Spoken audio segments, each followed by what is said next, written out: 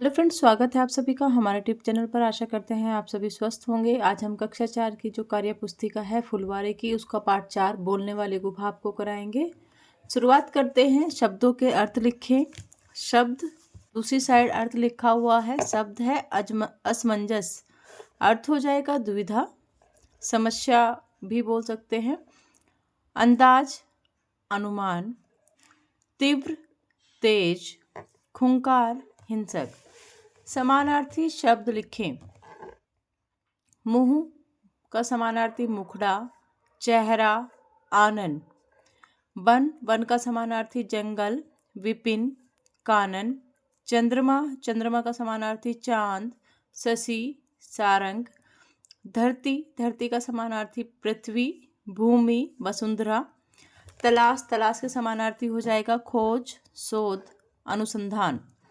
अंदर, अंदर का समानार्थी भीतर, आंतरिक, अभ्यंतर।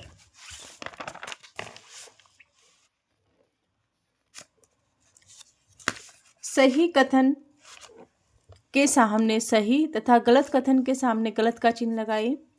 लोमड़ी को आभास हो गया कि गुफा में शेर बैठा है। बिल्कुल सही है। लोमड़ी को आभास हो गया था कि गुफा में शेर बैठा है, तो उसके सामने आप सही का निशान लगाएंगे। शेर शिकार की खोज में अपनी गुफा से बाहर निकला। ये भी बात सही है। बिल्कुल, शेर भूखा था, शिकार की खोज में ही वह अपनी गुफा से बाहर निकला था।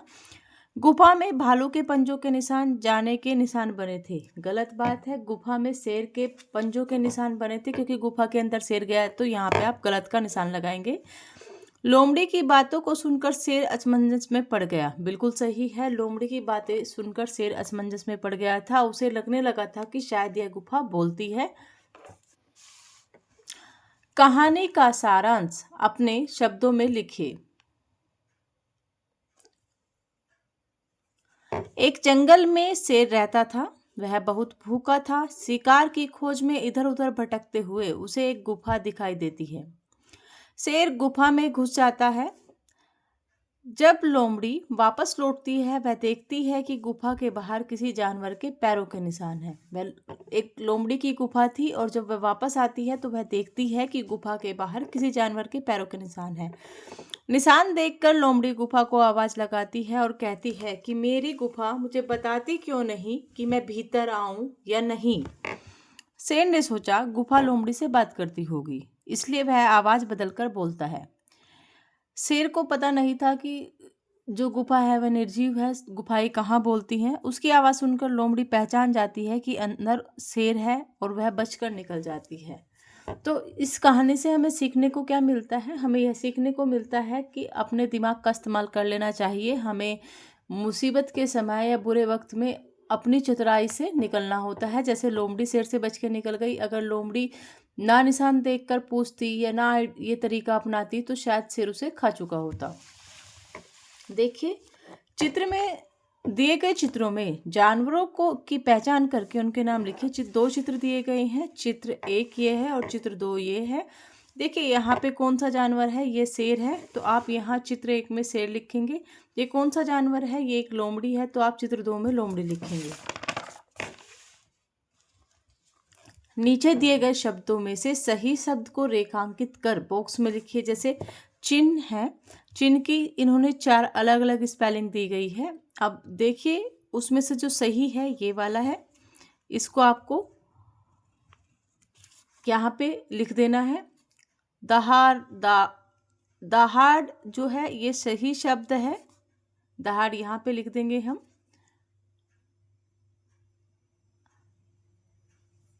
रहस्य, रहस्य का जो सही है ये शब्द रहस्य सही हो जाएगा। उसके बाद असमंजस, असमंजस ये वाला सही है। देखिए, पाठ में दी गई कहानी को पढ़कर प्रश्नों के उत्तर दें। जंगल के सभी जानवर किससे डरते थे? सुंदरवन में एक खूंखार शेर रहता था। जंगल के सभी जानवर खूंखार शेर से डरते थे। दूसरा प्रश्न है, किस जानवर को अन्य जानवरों की अपेक्षा तीव्र बुद्धि का माना जाता है? लोमड़ी को अन्य जानवरों की अपेक्षा तीव्र बुद्धि का माना जाता है। अपने घर के बड़ों से कोई कहानी सुनकर लिखें। देखिए, हमने आप लोग सभी अपने हिसाब से कोई कहानी लिख सकते हैं। यहाँ पे हमने जो कहानी लिखी है वो प्यासा कौवा है। एक दिन एक कौवा बहुत प्यासा हो जाता है। वह पानी की तलाश में इधर उधर उड़ता है, लेकिन उसे कहीं पानी नहीं मिलता। काफी समय तक भटकने के बाद वह एक बगीचे में एक घड़ा देखता है जिसमें थोड़ा पानी होता है। कौवा खुशी खुशी घड़े के पास जाता है, लेकिन पानी घड़े के नीचे होता है और कौवा उस तक पहुंच नहीं पाता है। कौवा बहुत परेशान था, लेकिन फिर सोचता है और वह पास में पड़ी कुछ कंकर यानी कि पत्थरों को उठाता है और घड़े में डालने लगता है। धीरे धीरे घड़े का पानी ऊपर आता है, क्योंकि कंकर नीचे बैठ जाती हैं और जो पानी है वो ऊपर आ जाता है। और इस तरह पानी ऊपर आ जाने के बाद कौवा घड़े से पानी पीकर अपनी प्यास बुझा लेता है। तो ये छोटी सी कहानी हमने लिखी थी। इसके अलावा आप अपने हिसाब से कोई भी कहानी यहाँ लिख सकते हैं, जो भी आपको अच्छी लगे, या अपने दादा दादी से भी सुनकर आप लिख सकते हैं। आशा करते हैं वीडियो आपके लिए हेल्पफुल रहेगा। वीडियो को लाइक कीजिएगा, चैनल को सब्सक्राइब कीजिएगा, अपने दोस्तों के साथ ज़्यादा से ज़्यादा शेयर कीजिएगा।